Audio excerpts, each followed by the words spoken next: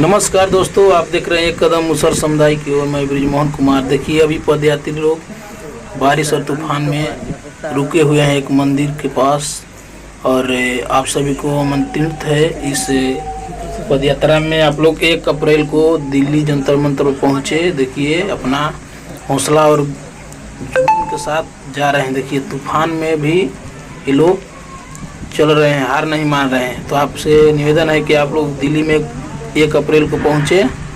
देखिए, सब पदयात्री लोग रुके हुए हैं। देखिए, बारिश बहुत जोर से हो रही है।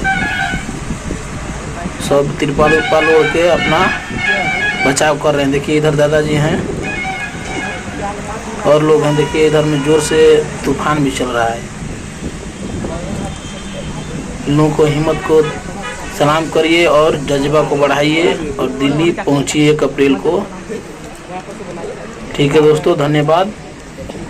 चैनल पर नए हैं तो चैनल को सब्सक्राइब कर लें, वीडियो को शेयर करें, लाइक करें, कमेंट करें। धन्यवाद। देखिए आगे